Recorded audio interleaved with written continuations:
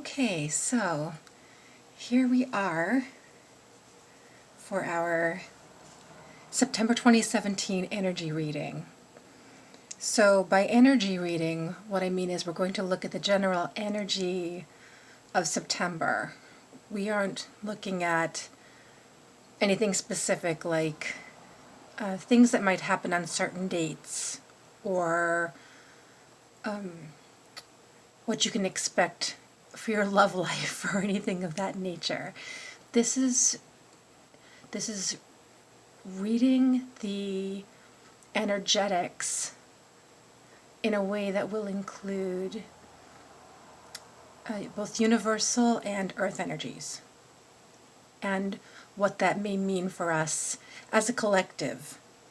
So just know that this is generalized for the collective, and if you want something specific for you, you would have to have a reading specifically for you, okay? So I suspected we might be using the Star Child Tarot, and that's, as it turns out, what we're going to use. So it's the Star Child Akashic, by the way. It says Star Child on the front, and then when you turn the box over, there's the Akashic. And the only difference here is that there is a 79th card. So whereas Tarot has 78 cards, the Star Child Tarot Akashic has 79 cards. And that 79th card is Akashic Records. So you'll get to see, this is my basic shuffling technique. Oh, hold on. I just actually felt our first card. And the way that I choose cards is purely by feeling.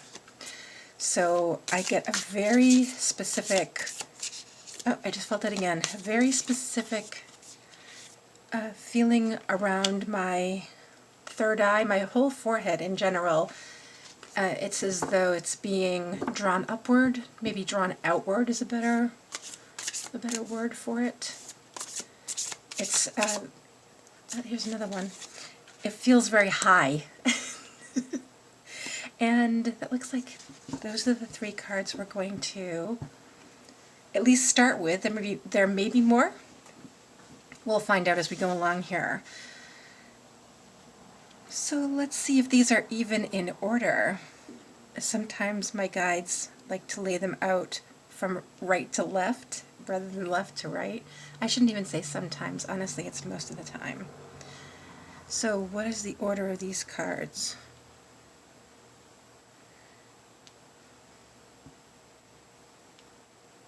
Okay, now the question is, do we want to rearrange them? No, we'll leave them as they are. So this is our first card, this is our second card, and this is our third card. So let's discover together what we can expect for the collective energies for September 2017. I guess I'm supposed to use my left hand. Oh, isn't that something? The Eight of Swords. Oh, okay, we're going to flip that over too. Temperance. This came up for me, I think it was yesterday, around something else. And our third card, oh, the Two of Crystals. I guess that's where that wants to be. So, we'll let it be high and mighty, as I just heard from an ancestor. And we notice that the Eight of Swords is a energy that invites some form of consolation, some form of concentration, some form of having it all and yet not yet having it all. What this means is that you may have all tools open for you and yet they are not yet availed of you. They are not yet wanting to be used by you. Or it could be that you are not wanting to use them. What this means is there has been a great opening with the eclipse. More people are able to access their soul and intuitive abilities, and while some are prepared for this, many are as yet unprepared, and perhaps you could say unwilling. And this energy will prevail over the coming year. It could be perhaps perceived as more concentrated within the month of September, as we are coming just past the eclipse. And yet it must be noted that it is not exclusive to September. Okay, well, I didn't even have a chance to explain about my channeling technique. It just happened.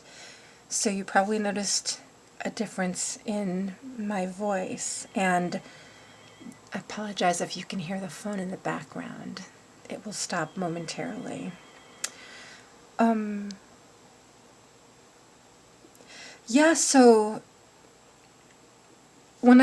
So here's what I'm going to do with this too. I'm not just going to tell you, I'm going to invite you to use your intuitive muscles, okay? So as you are looking at the Eight of Swords, I'd like you to please notice the colors in the card,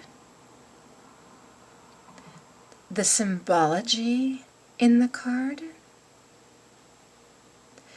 and as you gaze at the card, notice how you feel,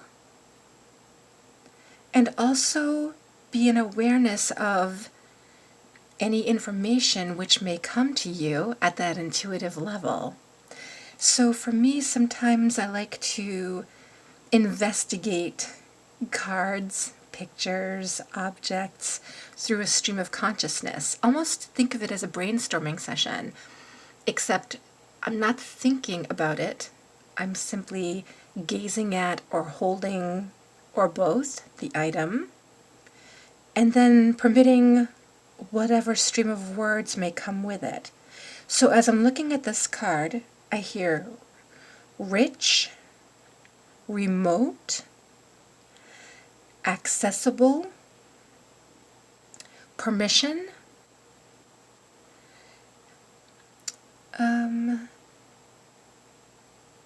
I heard a word and then I lost it because I for some reason my gaze was caught by the woman in the image. Subtle, ego, turning your back, unaware, uncaring. Anything else? So something that's catching my attention visually is this indication of some kind of a pyramid. I'm hoping that you can see that. It looks like, I'm just checking my camera, and it looks like you can. Camera, it's my phone. And there's a symbol that toward the top of it, I just heard it's an incomplete cross, which is really cool. So it has the bottom portion of a cross, it has the cross section of a cross, and at the top is a loop. That's interesting, it would be called an incomplete cross. The thing is, as I'm looking at that too, I have a sense of it being a magnifying glass. And that feels like an invitation to look deeper. So let's see if there's anything else about the Eight of Swords at all. So energetically speaking, as my guides said the energy for September, and then also beyond, but we're talking about September here, has a lot to do with being in awareness of whatever abilities we're already knowing we have, intuitively speaking, or being in awareness of the rising of intuitive abilities that are unfamiliar to us. And the choice we have to work with them or not.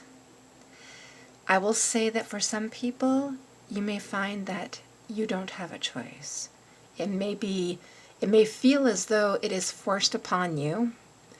And what I would say to that is, if you find yourself in that position, it's likely because they have been available to you for some time, and you have been intentionally ignoring them. And I just heard from an ancestor, push comes to shove. And that can happen at the spiritual level. Push can come to shove. So whereas before you might have been pushed in that direction, now you're being shoved. So be aware of that. And rather than retreating from it, be curious about it. Ask questions. Ask for guidance. Break out a notebook and find out if there's any channeled messages for you. Ask and you shall receive, I just heard, which may sound trite, and yet, honestly, when it comes to the spirit realms, when it comes to the angel realms, if we don't ask, we're not going to get answers. Pretty simple, okay? So the next card is Temperance. And boy, this is such a Libra card. And it, of course, where most of September is designated to the sign of Virgo, and yet the 22nd of September brings Libra. I just heard the Libra song, that's interesting. So we notice that Temperance asks for moderation, asks for balance, asks for stability, asks for serenity. Perhaps you could consider the Alcoholics Anonymous, the Serenity Prayer. And this would be of assistance in understanding the tone of temperance as it applies to the month of September. It is not that we wish for you to open yourself and then have no say in what happens. It is that we wish for you to open yourself and be aware of balancing what may be new with what already is, and also to be in activity around this. That is to say, that we wish for you to be having some action. We wish for you to be exercising your abilities. We wish for you to be using your abilities. In this way, then, understand that through temperance, there will come for you ability to manage what may be unfamiliar within what is familiar. There will be less concentration put upon not understanding, more concentration put upon curiosity, and also perhaps wondering how what is new for you may be integrated into your life in a way of seamlessness, in a way of congruity, in a way of natural manner. There is, we notice with humans, a way of wondering how intuitive abilities can be available when they are unnatural. And yet we notice they are natural only in that all humans are born with these abilities and most forget them. We notice that a baby has all the functions of intuitive abilities, and then there comes the time of forgetting. We wish for you to remember these natural abilities, which are your right, and to have some cooperation with them in your life. Have them guide you, have them help you, have them empower you, have them strengthen you. That is also another tone of temperance. Balance requires strength. Balance requires cooperation. Balance requires coordination. And perhaps even within these few words, you can understand balance in a new way. Oh, golly. Okay. So once again, my invitation to you is to really look at this card and notice the artwork. Notice what stands out for you. What stands out for me is the light in the hands of the woman. I immediately think, well, she's an energy healer. And I just heard Star Child. And not just because this is Star Child Tarot. If you look closely, you can see the striations of light that come out from around her head, very much like a sort of halo or astral sort of crown.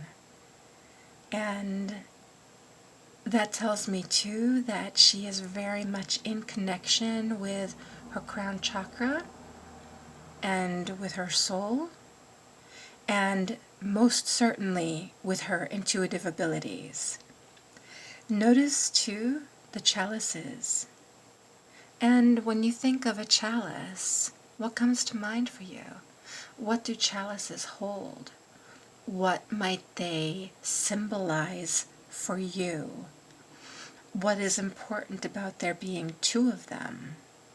What is important about the way she's holding her hands, almost as though what is within her hands is perhaps either reaching out to or maybe even giving something into those chalices?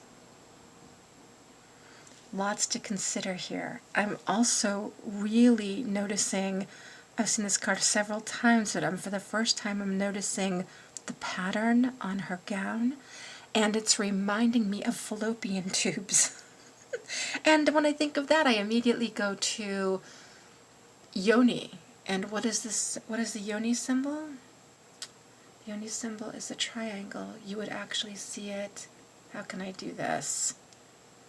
Well, I'm going to do it this way, but it would be upside down. See, we're looking at it upside right, but it would be upside down is the yoni symbol. The yoni symbolizes womanhood, the divine feminine, powerful symbol. Let's see, anything else about that card? So what I'm going to do too is draw in connection here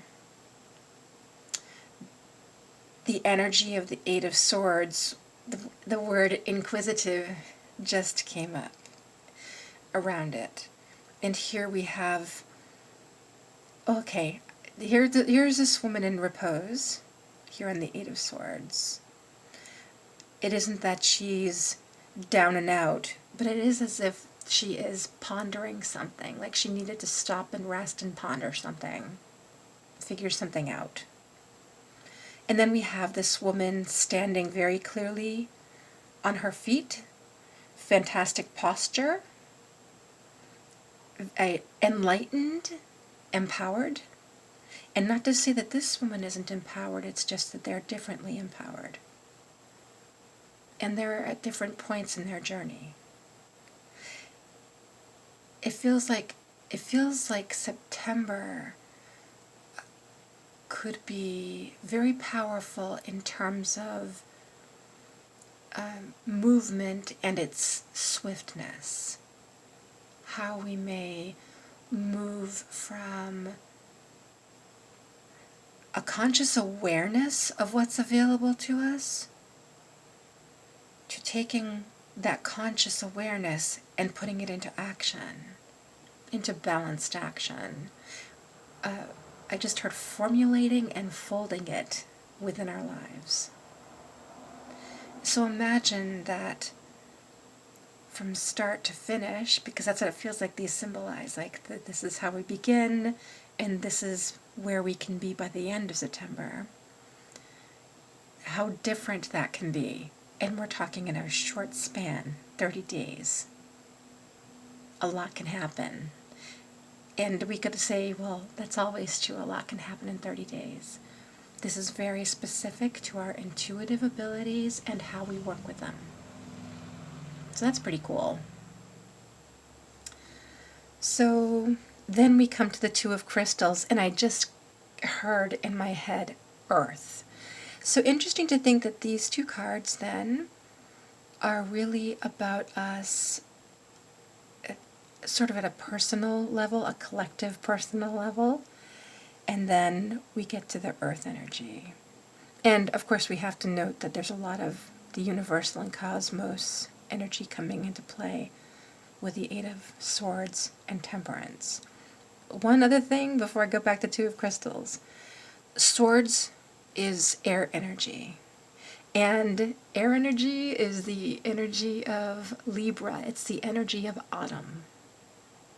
So think of wind, think of air itself, think of the ether, and also Swords energy can be a very left-brained energy, a very thoughtful energy, which also really fits with the messages that came up around what we need to be putting our attention to, bringing our awareness to. Okay? Two of Crystals. Oh, I cannot tell you how much I want to grab the guidebook that came with Star Child Tarot, because the suit of crystals is unlike the suit of pentacles, which is what it actually replaces in this deck. And so, okay, I'm going to let my guides take over here. We notice the Two of Crystals wishes for you to look beyond. Notice that there are two crystals in the lower half of the card. One smaller, one bigger. And then at the top half of the card is this light. And we wonder, could this light not also be a crystal?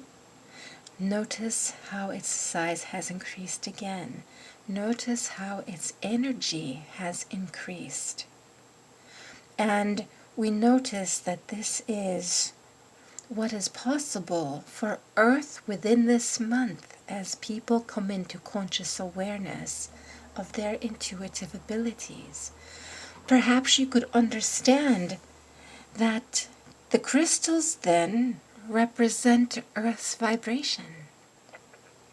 Notice that the vibration here is quite small, and then it grows, and then it grows more so, and we have movement.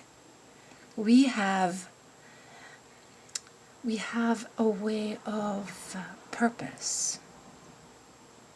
We have a way of focus.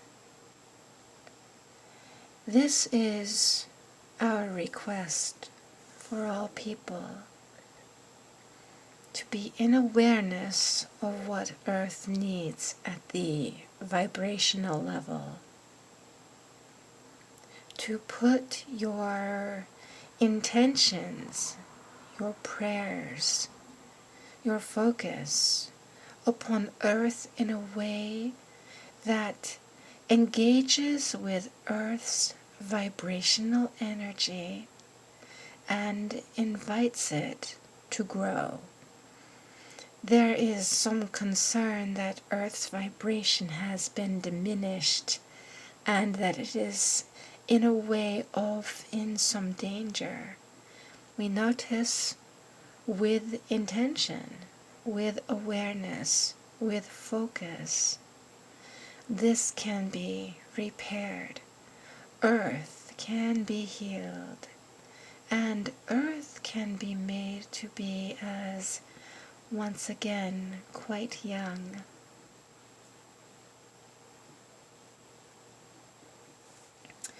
Wow. Well, I don't know what else to say about that. You know, I guess I will say that I was guided to purchase a crystal grid board, and it's two-sided, which is terrific. One side has Metatron's cube and the other has the flower of life. Right now I'm using the side with Metatron's cube, and the grid on it is for Texas. It is for that, well, Texas, and I will say also for the area around Texas, mostly I would say south and also east, because that feels like that's where healing energy really needs some concentration right now. And yet, what, okay, go ahead. My guides want to take over again. We notice that Ellen makes a point here that something of the nature of a crystal grid can be of enormous consequence for Earth's health. Were you to create a crystal grid for Earth and to be guided intuitively as to what stones might be in help for this, then there can be energy which is pouring out for Earth at all times. And we notice that this is, of course, how the energy of the crystal grid we asked Ellen to create for Texas is working.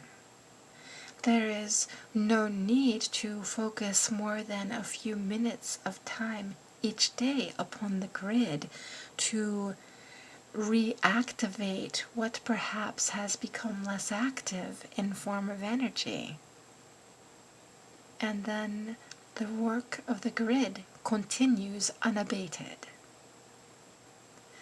We notice it can be of this way, and it can also be that for perhaps 1 or 2 minutes each day, you focus your attention upon Earth as a whole and intend that Earth's vibration be raised. Intend that Earth's vibration be healed.